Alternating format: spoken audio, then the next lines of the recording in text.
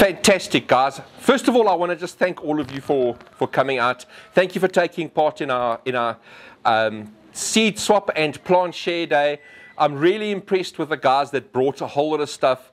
There's guys that have brought stuff. They've just left the seed on the table. Thank you so much. If you guys are not taking the seed home with you, we will put that seed into some kind of charity collection. We support a couple of charities. The seed will go into those charities. But guys, thank you. Those of you that have swapped seed and plants and things like that, have you guys made new friends? Yeah. Hey? It's cool, hey? Meeting plant people. It's like so lekker. It's really, really so lekker, guys. Thank you so much. So today's talk is about planning for seed saving. Now, the majority of you here are seed savers. And the reason why I know you seed savers is because you're here today. A day like today, we normally see about 200 people. I think we're bumping 100 people today, which is still cool. It's our first seed share day, and thank you very much. But planning for seed saving is critically important to ensure the success of your seed saving. And I'm going to paint a scenario, and those of you that this applies to, raise your hands, because I know it's one of you. What happens is you plant, let's take carrots for example. You plant a whole lot of carrots into your garden, and you're harvesting carrots, and it's absolutely fantastic. And all of a sudden, you have this one carrot plant that puts a flower out. And you go, oh wow, check out these carrot flowers. You never knew that carrots got flowers, and the flower standing this tall, and it's a beautiful white flower, or it's a beautiful purple flower. And you go, I'm going to save seed from this carrot flower. Is there anybody here that's done that? Nobody. You. I'm talking to you. Okay. So now, there's a couple of things that are happening there. The first thing is, if that flower is coming up in the first season, so let's say you planted the carrots and within 3 months that flower spike has come up. It's the wrong time for carrots to be flowering. You are now saving seed from a carrot plant, and you are selecting for something called early bolting. So all of the seeds that you're saving, when you sow them, those carrots are going to be predisposed to bolt early. Carrots need to go through something called vernalization. So you plant your carrots in autumn, late summer, early autumn, you plant your carrots. The carrots go through winter. Who's tasted a carrot before winter and tasted a carrot after winter? After winter, the carrots taste nicer. Am I right? They taste sweeter. Because the cold stimulates the sugar count inside the carrot. But the carrot needs to go through a dormant phase. That dormant phase is called vernalization. And then in spring, so in the next 2 months, it starts putting a flower spike up. And that is the time to be harvesting carrot seed. If you harvest carrot seed before the dormant period, you're selecting for early bolting. The next thing is, if you are only harvesting seed from a single carrot plant, you are narrowing, it's a bottleneck of the genetic material that you've got. You want to have a minimum of 40 or 50 carrot plants in flower to ensure that the flies, because carrots get cross-pollinated by flies, to ensure that the flies cross-pollinate the carrot flowers correctly. And I'll run through that just now. So that is the one example that I want to give you. And a lot of people are seed saving, and it's fantastic. It's a case of living seeds. Living seeds is built on the backs of seed savers, without a doubt. People give us seeds on a weekly basis. We receive seed in the mail. People come and drop seed off over here. It's really exciting. And this company is built of people like you that save seed, that want to ensure that a seed variety doesn't die out. But there's a couple of things that you need to put in place to ensure. Sorry, Lizzie, there's your plant stand. So there's a number of things.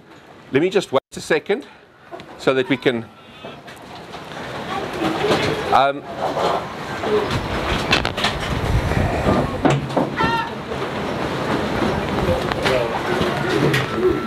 Can I just ask a couple of guys to help Lizzie over there, just to pick up her stuff?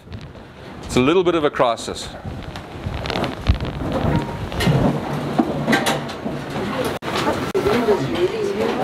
Yeah, my apologies for the wind. I did not order the wind. But I want to thank you for braving the wind today. I know it's been uncomfortable. I know my staff are complaining.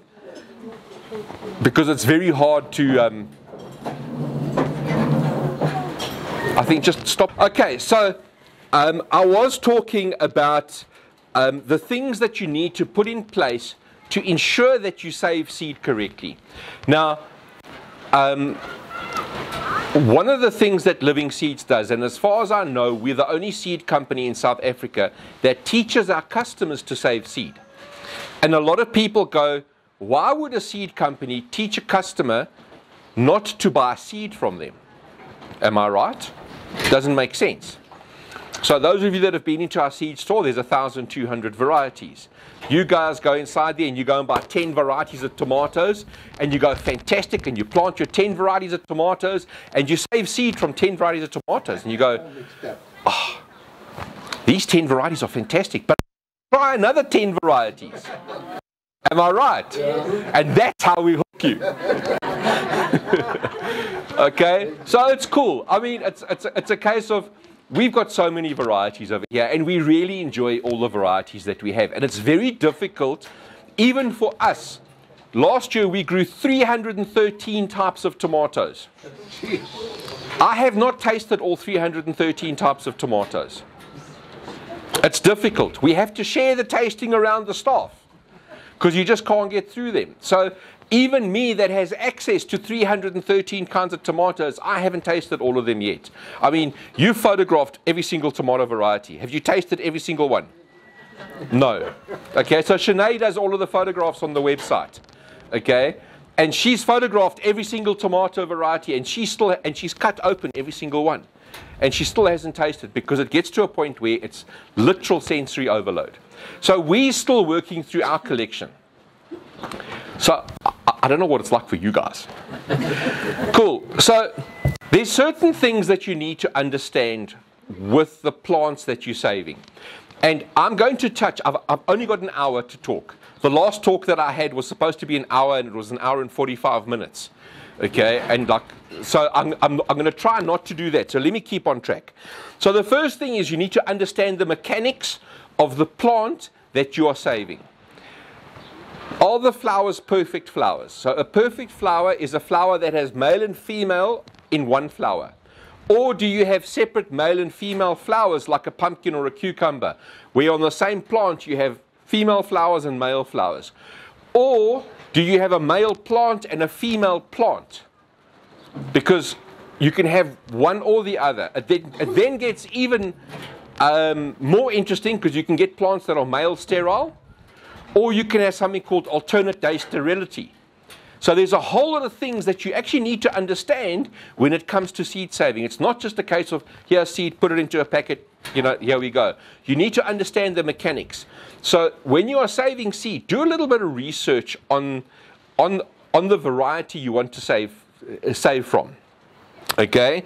So let me touch on alternate day sterility. So we were talking about carrots just now. Who's seen a carrot flower? It's a beautiful flower. It's called an umbel, and the carrot flower grows up on a stem, and normally you'll have about 10 or 15 flowers on a stem. The biggest flower is called a king flower, and the king flower produces the best seed. All of the other flowers around it are either princes and princesses or satellite flowers, depending on who you're talking to. And they also produce good quality seed. It's not the best quality seed. If you look at that large carrot flower, it's made up of hundreds of tiny little flowers. And if you look even closer, those flowers are arranged in circles. And what happens is the one circle of flowers, all of the flowers open up, and the male portion is fertile. The female portion is infertile. The next day, the next ring opens. Yesterday's male portion is now no longer fertile. The pollen isn't viable. But the new days, the male pollen is viable, but the female part of that plant is now viable. So on the same flower, the different flowers, the male and the female are ripe at different times. And you say, well, how does that work? Because they can just cross like that. And yes, they can. But what you have is you have flies that fly from flower to flower like this the whole time. So when you have 30 or 40 plants, the flies are going like this the whole time, up and down your carrot patch. And it's taking pollen from the male of this plant to the female of this plant. And that is why one plant doesn't work. Cool. So you need to understand the mechanics. And a lot of different plants have different mechanics of how they need to be pollinated. And when you understand that this is how it works, you can make provision to make sure that you plant enough seeds or you leave enough plants to go to seed at the same time. Cool. First thing. The next thing is pollination methods. So there's a number of pollination methods. You've got wind pollination, you've got insect pollination, you've got hand pollination, you've got self-pollination. You also have birds and other animals that pollinate as well, but we're not even going to talk about those. So we're going to talk about wind pollination, insect pollination, hand pollination, and self-pollination. Most crops will have at least 2 types of pollination. So a very good example, if you are saving beetroot and you are saving Swiss chard seed, if you save the 2 on the same property, you are going to have cross-pollination. Why? Who can tell me why? Anybody? Insects, winds.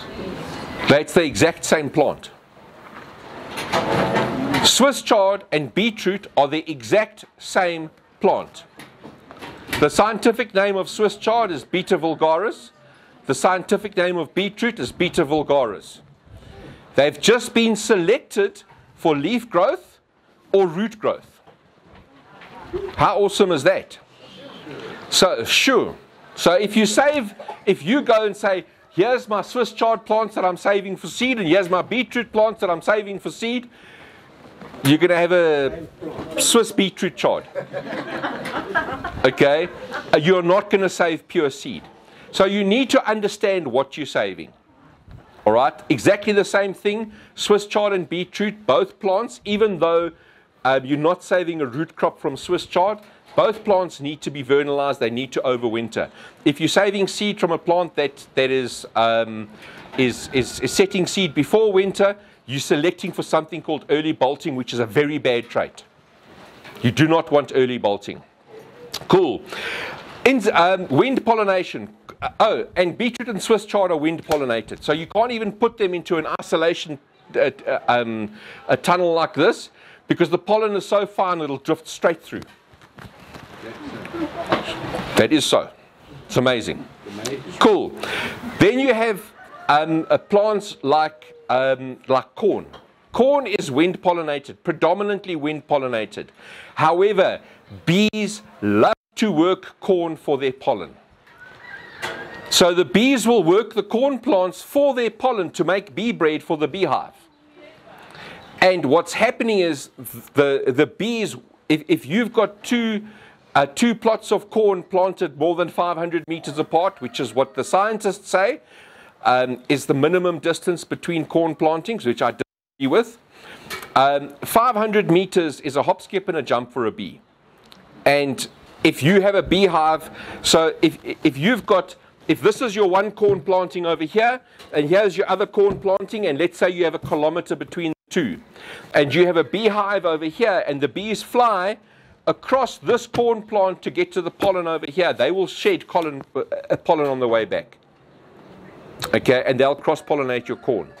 The very cool thing with corn is if you are growing a single color variety. So if you are growing, for example, Bloody Butcher or Sahara corn, where the whole cob is a single color, and you have one corn kernel that's a different color, you know that corn kernel was cross-pollinated.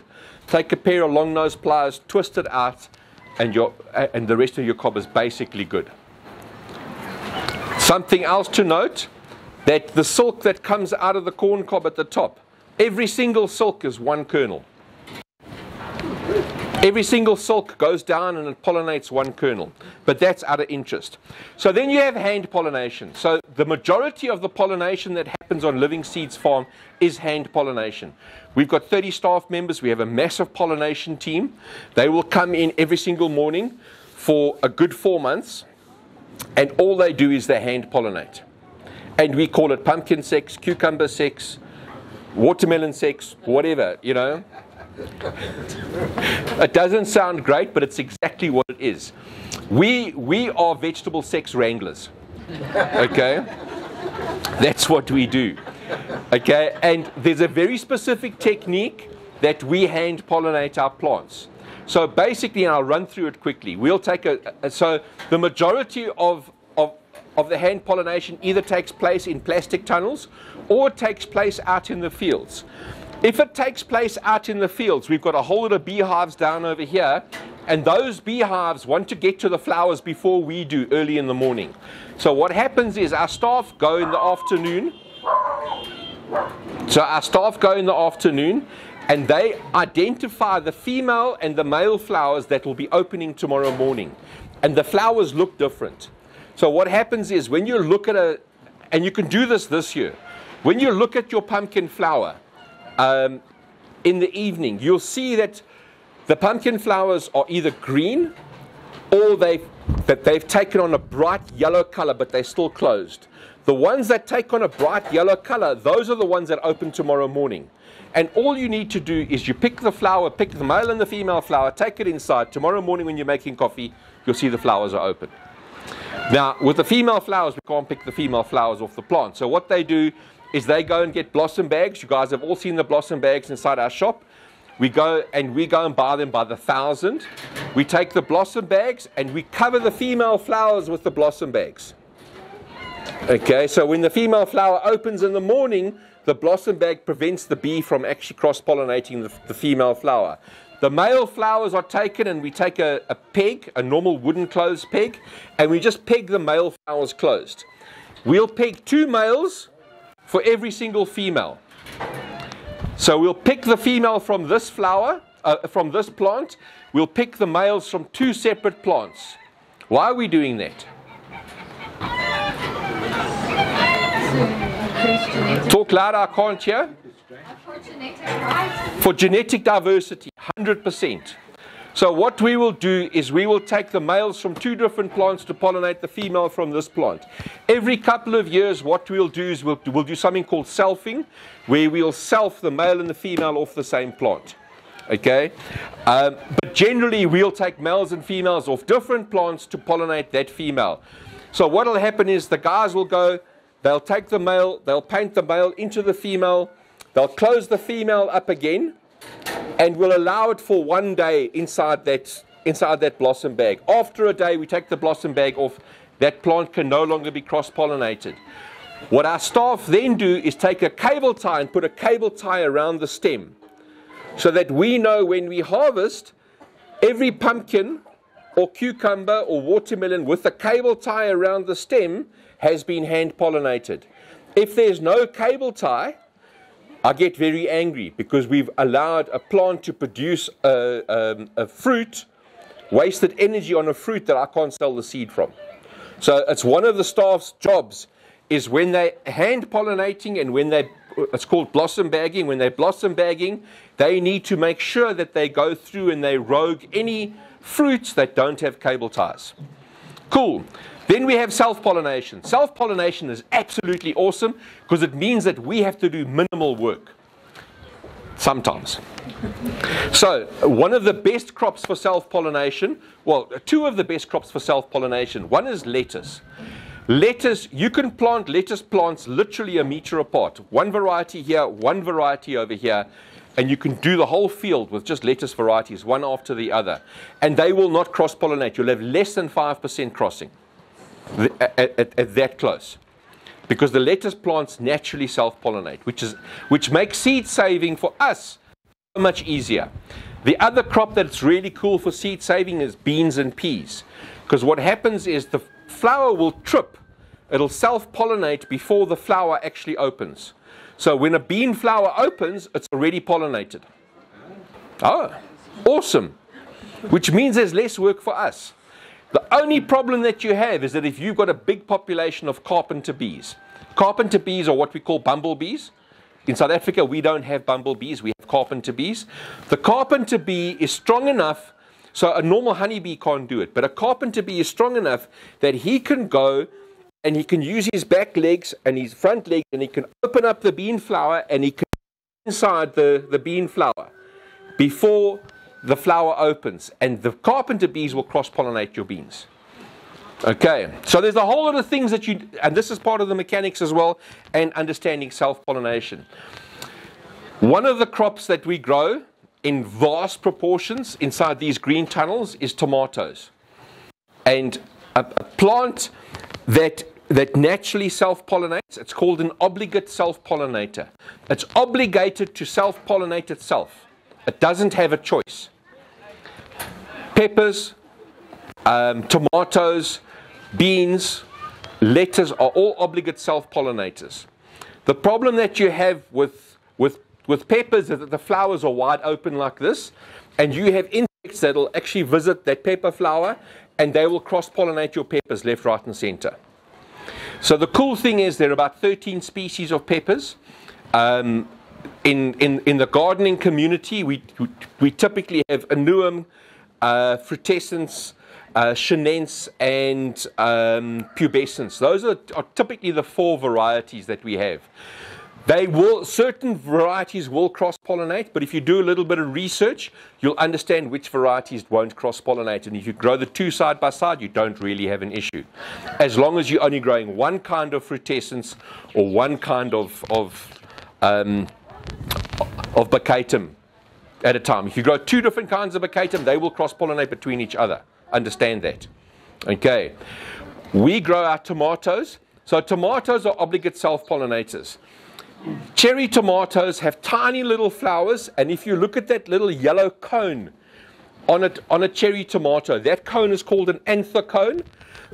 That's the male portion, and the anther cone looks like this. It's like a round, long, hollow tube, and the inside is the cone like that, and the female portion of the flower is on the inside of the anther cone like this. So with cherry tomatoes, you can't see the female portion, okay, and that means that it doesn't cross-pollinate all that easy. For the large types of tomatoes, like the beefsteaks and the all of the large tomatoes, we call them promiscuous tomatoes, because what happens is that anther cone is normally split open like this, and you can see the female portion quite easily. Solitary bees like to visit the tomato flowers, specifically solitary bees. And they will go and they'll lick the pollen on the inside of the anther cone, and they will transmit the pollen between plants. Thrips. Who knows what thrips is? Thrips is a horrible little pest. It's a minuscule, like 0.5 millimeter long, 2 millimeter, between 0.5 millimeter and 2 millimeter long, and about 1/4 millimeter wide. You can just see them with the naked eye. They're a major pest. They're also one of the major cross-pollination vectors of tomatoes and peppers. So even if you isolate your plants and no insects can get in, except for thrips, which is a tiny little insect. So what we do is we actually release predators. So the minute that we transplant tomatoes into these tunnels, we start releasing predators into those tunnels. And we specifically release thrips predators, because thrips will destroy a tomato planting. In one of those tunnels, we'll put about 1,500 plants. There'll be about 50 or 60 varieties in one tunnel.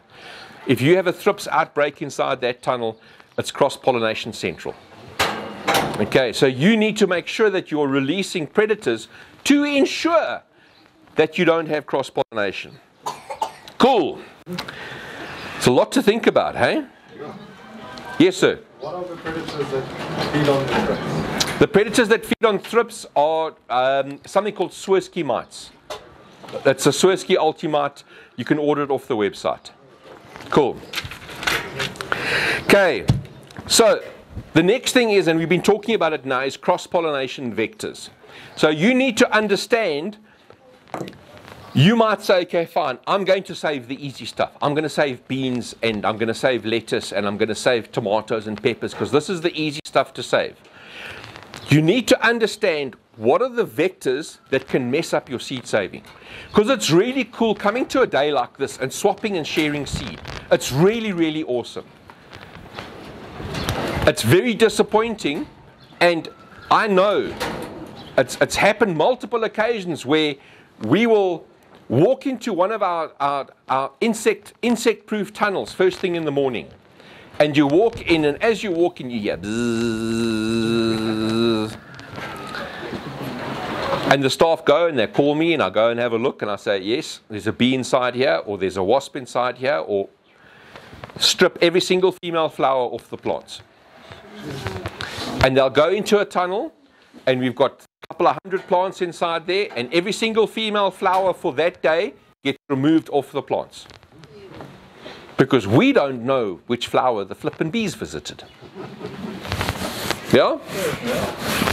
So, you need to understand what your cross-pollination vectors are. You also need to understand that you can go and you can cover certain flowers to ensure that they don't get cross-pollinated. So, a very good example is if you don't have a tunnel and you're not releasing Swirsky mites and you're not releasing predators to take care of the things that are going to cross-pollinate your plants. You can take, let's say you've got 10 tomato plants growing side by side over here. Take a blossom bag, and before that spray, so the on a tomato plant, it puts out like a bunch of flowers. That bunch of flowers is called a spray. And before those flowers open, you take the whole spray and you cover the whole spray in a blossom bag. And then every day you just give the blossom bag a little bit of a shake. And as those flowers open, they will naturally self-pollinate.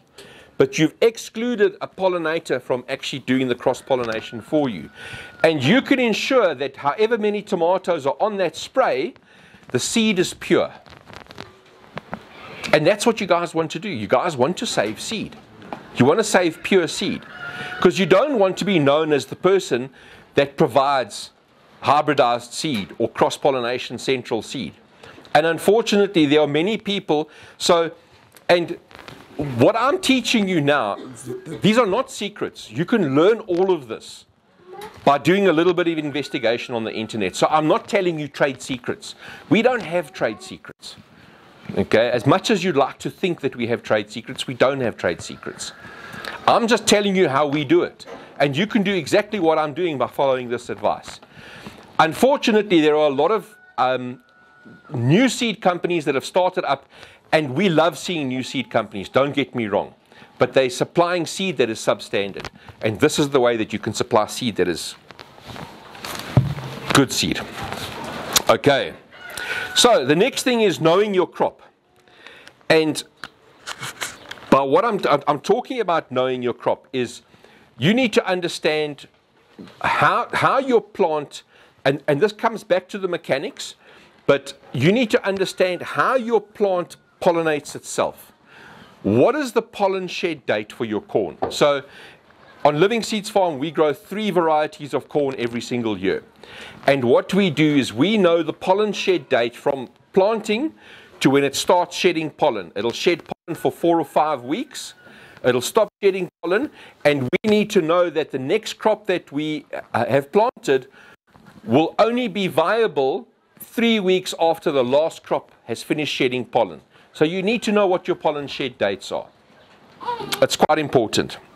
You need to know the distance between crops. So a very good example is this year we're growing poppies on Living Seeds Farm.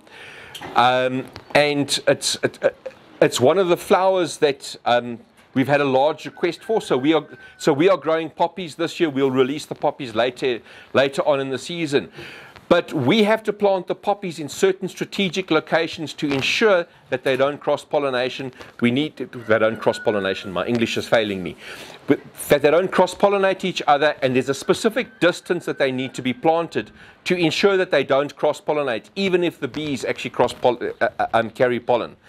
And we are growing, I think we are growing 9 varieties at the same time. and they will not cross-pollinate because they've been timed and they've been planted in the correct manner. So you just need to know how to do this.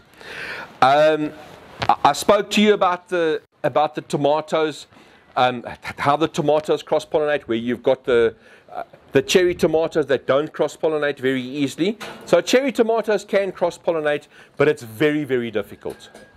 So you can grow 10 tomatoes side by side.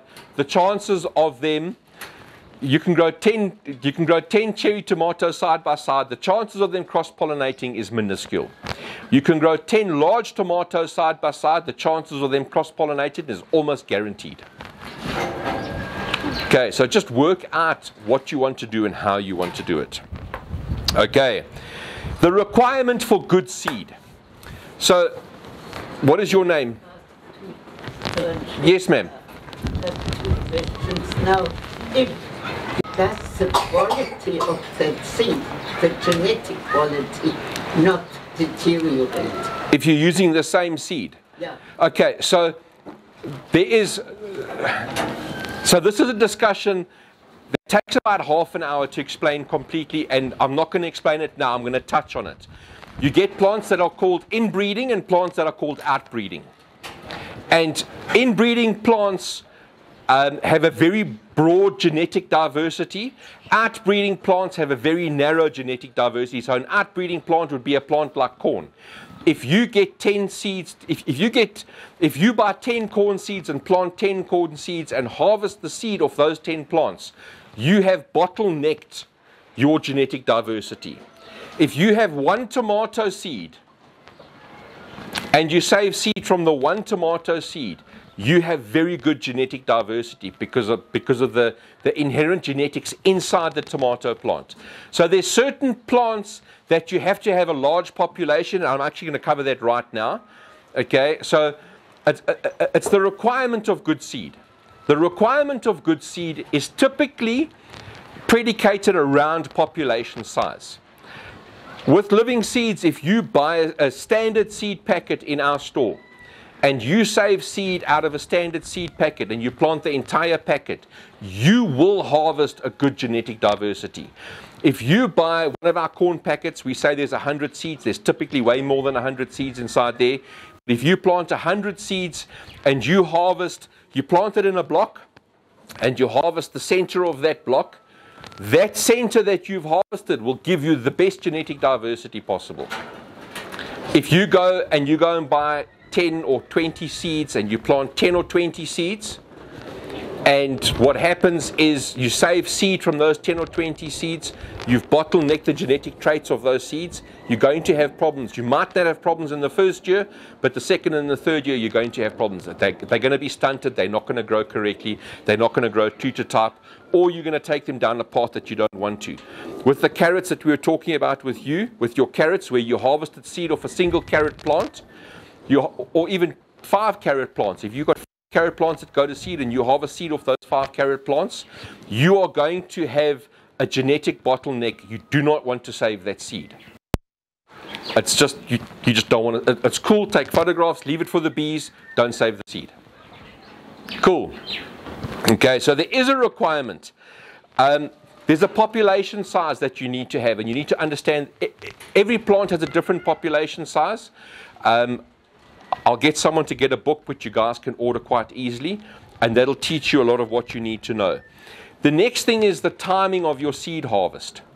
So a lot of people, and I see this on Facebook so many times, where people harvest something and I can see the fruit is not 100% ripe. And they'll harvest seed from the fruit, and that seed will be viable, but it's just viable. When we harvest tomatoes over here, you can ask my staff, it's a disgusting job. They harvest overripe tomatoes. We will process overripe tomatoes for the seed that you guys buy inside our store. The overripe tomato seed is the strongest seed. Pumpkin seed, we will harvest the pumpkins. We will leave them for about 2 months after harvest. And what happens is the seed weight increases by about 10% while that pumpkin is waiting to be harvested. That 10% increase in the seed weight increases the seed's viability. So these are all of the things that you need to do. Don't harvest your seed too early. Take your time harvesting your seed. Okay? And the next thing is the way that you harvest the seed. So I see so many people, they harvest the seed and they put the seed outside in the sun to dry. It's probably the worst thing that you can do. Okay? Your seed wants to be dried slowly. The slower, Josh, bring me that brown seed to seed book, Suzanne's book. So there's, you want to dry your seed slowly, but not too slowly. If you dry it too slowly, it's going to rot. If you dry it too fast, it dries out too quickly, and you lose the integrity on the seed coat. Cool. So what makes bad seed? Cross-pollinated seed is bad seed. But you don't know it's bad seed until you try and harvest the plant. Okay? And the way that normally happens is you get a packet of seeds and you plant 20 seeds into a seedling tray, and every single seedling that comes up looks different. You know immediately you got bad seed. So you can do one of two things. Most people go, I'm just going to let it go and maybe something's going to come out of it. I can guarantee you what's going to grow out of that is going to be a hybrid. It'll take you 6 years to stabilize it if you know how to stabilize it. My honest opinion is if you plant 10 seeds, all of the seedlings look different, turf it. Try again. Don't waste your time. Okay, unless you're into plant breeding. But then you wouldn't be here because you'd already know more than I do. Hopefully. Okay, so what makes bad seed? Harvesting from too small a population is number one. Harvesting from too small a population, and I see it all the time. And everybody on Facebook goes, yeah, save seed. It's the way of the future. And I'm looking at this, and the comment that I want to do is don't save the seed. You're doing yourself a disservice. And I've said that a couple of times, and people generally come and say, oh, you just don't want people to save their own seed. I wouldn't be doing this talk if I didn't want you to save your own seed. I want you to save quality seed. There's a difference. Okay. And then roguing. So roguing is something that we do on Living Seeds Farm. And roguing is it's a critically important part of saving good seed. Who knows what roguing is? Anybody know what roguing is? You've got a population of 100 sunflowers. And all of these sunflowers look absolutely fantastic. And you've got 2 sunflowers. All of the sunflowers are 1.5 meters tall, for example. 1.5 meters tall, they all look beautiful. And you have 2 sunflowers, 2 meters, 3 meters tall. And you go, wow, check out these awesome sunflowers. They're 3 meters tall. But your entire population is uniform at 1.5 meters, except for 2 plants. What do you do with those 2 plants? You're 100% correct. You rogue them. You kill them. Oh, you can't do that. Well, do you want good seed or not? It's a decision that you need to take. If you want good seed, rogue them. Cut them out. Because they will cross-pollinate your other sunflowers. So all of a sudden, you have a uniform population of Susan's Dream that's 1.5 to 1.7 meters tall, and you have 2 plants that are 3 meters tall. If you leave those 2 plants to actually flower and the bees will cross-pollinate, you no longer have Susan's Dream. You have Susan's Frankenstein. Okay, so if a plant doesn't look right, if you've got 50 plants and 2 plants don't look right, rogue them. If you've got 50 plants and 30 plants are clearly incorrect, rogue all 30 plants. Get rid of them.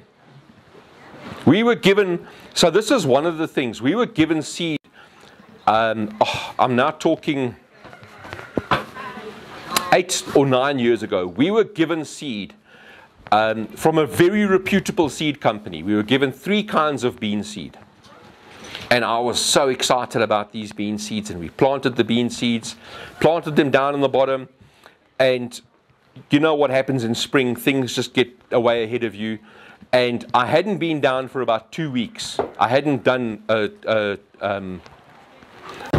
walk because normally I'll actually do a scouting through the copse. So I'll walk up and down each row, looking at the plants. I know what I'm looking at, and it's normally quite quick.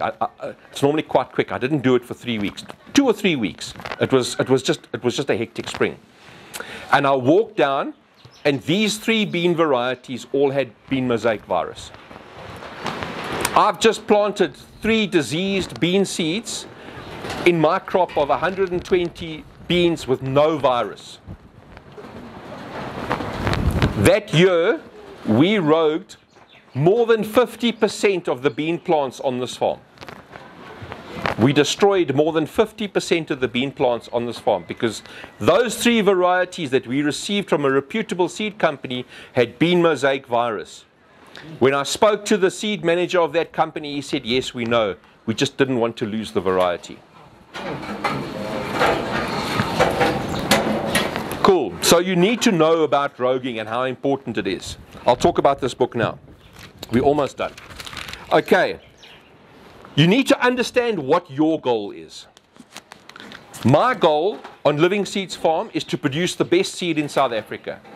I know we produce the best seed in South Africa because we've been tested multiple times. Okay? Your goal might be you just want to save seed because it's your hobby. Your goal might be you want to become Living Seeds' new competition. Fantastic. We need more of you. That doesn't sound right, eh? Sorry? Our goal is food. Your goal is food. So your goal might be food. Your goal might be you don't want to spend money because you walk into the Living Seed store and your bank balance looked great this morning and now your husband's going to moan at you. Yeah? I know the story. I was you once. Okay? So it's a case of you need to understand your goal and you need to work towards your goal. You don't need to go and save, if you're planting 50 varieties this year, you don't need to save seed off every single variety that you planted. Especially if you're a new seed saver. If you're a new seed saver, save seed from a couple of varieties. Get into the process. If you're a more advanced seed saver, knock yourselves out. Go for it.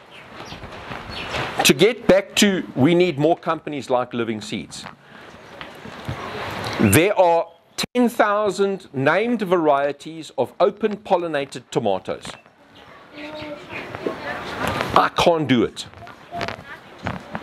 I can't do 10,000 named varieties.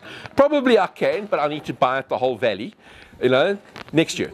But it's a case of we need more companies that are saving seed. We need more companies doing what I'm doing. Companies don't say that. Okay, but this is what we need. I can't save all of the corn varieties. I mean, there's corn varieties that I picked up today and it's like, this is awesome, but I can only plant it in 3 years' time. Like, seriously, I can only plant it in 3 years' time. And we've got 2 contract growers that grow corn for us. It's a huge issue. Cool. So, are you doing it for commercial purposes? Are you doing it because you want to save seed? Are you doing it because you want to grow food for free? Are you doing it because you just enjoy the seed saving vibe? Are you doing it because you are dedicated to saving a specific variety of seed? And there are people that only grow one variety of seed every single year. And this is what they do. They save this variety. And that's fantastic. Go for it. We need more people like that. We've got a farmer that grows heirloom. Who knows what heirloom is? They only grow heirloom for us. Oh yeah, it's a Dutch one. Sorry? It's a Dutch bean. It's a Dutch bean, yeah. It's a lima bean. It's a white lima bean with 2 spots on the heirloom. 2 brown spots on the heirloom. Absolutely, it's my favorite eating bean. That's what they do. They only grow heirloom. He doesn't want to grow anything else. But that's cool. It saves me from growing heirloom because they are very difficult to grow up here. Seed to Seed. The book is written by Suzanne Ashworth. This is the book that we used to learn the basics of seed saving. We are now well past the information in this book. But this book, if you want to learn how to save seed, you can order it off Take-A-Lot. You can order it off Amazon. Amazon delivers here. It takes about a week, 10 days to get here. Order this book, Seed to Seed by Suzanne Ashworth. If you've got family in the States, ask them to order a book from Seed Savers Exchange called Seed Garden. Okay, that is the book you want to get. Cool. Guys, I hope I've given you enough information to start. I hope I've given you enough information to excite you into saving seed. Have you got any questions? Yes, sir. Grapes. Yes. Something like a grape seed, does it need to be grown from seed, or do you have to then put it onto stock? Okay, so grapes are generally grown from cuttings. And I'm not a viticulturist. There are people that have black belts in viticulture. I'm nowhere. We've got a couple of grape plants. I'm trying to make my own wine. We haven't even got there yet. Okay, so I know very little about fruit trees. I know even less about grapes. If you just get hold of one of the viticulturists, especially down in the Cape, they are awesome. Two questions. The one when we talk about hybridized seed, Yes. is that the same as what you are doing by hand? No. Okay, so Sister Angelica asked, when we talk about hybridizing seeds, is it the same as us hand pollinating? So we hand pollinate the same variety to each other. So it's an open pollinated variety. It's blacktail mountain watermelon. We will take a male blacktail mountain watermelon from a different plant to pollinate the female of this blacktail mountain watermelon. That is not hybridization. If I take a male cream of Saskatchewan watermelon flower and I pollinate a blacktail mountain female, that is hybridization. So the question is hybridization bad? And I'll cover this very quickly. No, it's not. Depending on how you look at it, hybridization is a way for a seed breeder to protect their intellectual property, and I think it's a very good thing, because certain seed breeders, we don't do hybrid seed, but hybrid seed producers produce hybrid seed for commercial purposes. A commercial farmer does not want to plant open pollinated varieties, because what happens is all of the varieties ripen at different times. It doesn't work in a commercial setting. So we don't produce hybrid seeds. What's your next question, sister? Oh yeah, now I work in townships. Yes. People have very small plots. Yes. Square meters, or if they are not big, 2 square meters. Can engage in... Absolutely. So Sister Angelica asked, she does a lot of work in the townships. She buys a lot of our Imbewu seed to take into the townships. And she's asking, can people on small properties engage in seed saving? Yes, they can. They just need to be selective as to what crops they're saving. So beans are a good thing. Peas are a good thing. Tomatoes are a good thing. Lettuce is a good thing. So there are certain crops that they are able to save, and they can save the seed from that. They can sell the seed, or they can use the seed to plant next year and produce crops cheaper. But there are multiple crops that they can do. What they can also do is they can get together as a community and say, we are planting 500 maize plants. The center 100 maize plants are going to be for seed saving for the next 10 years seed production. And if they all work together, they plant the same variety on the same day, that'll work as well. So there's a number of ways of doing it, but it's a very good question. Just one more question now. People buy seed from different stores, and sometimes that seed doesn't germinate at all. Do shops sell seed that is too old? Yes. Yes, they do. Unfortunately, that happens. So I don't want to speculate, but very often seed stocks aren't managed, aren't controlled. One of the reasons why our germination rates are so high is that we never harvest enough seed. We just we sell out. I mean, you guys get frustrated every single year. I get emails, I get phone calls. You run out of the seed. Why have you run out of the seed? Well, we've sold everything that we've harvested. We're going to have fresh seed next year. Okay, and that is probably the key to why our germination rates are so high, is that we're continually selling out of seed varieties. Okay, so the seed is produced fresh every single year. A lot of companies, like I said, we've got, I think this year we're planting 250 varieties of tomatoes. Last year we did 300 varieties of tomatoes. Tomato seed is viable for a minimum of 10 years. So what large commercial seed companies do is they will plant one kind of tomato this year and harvest enough seed for the next 8 or 10 years. Next year they plant a different variety and they'll cycle through their tomato varieties. They've got 4 or 5 tomato varieties. They harvest enough seed for multiple years. We are lucky if we harvest enough seed for 2 years. Last year we did a lot of work trying to harvest large quantities of certain seed varieties, which is why we went from 213 last year down to 250 this year. It just helps us. But then we have enough seed for 2 years, so next year we're going to grow them again anyway. Cool. Other questions? Yes, ma'am. If you have a flower that carries seed,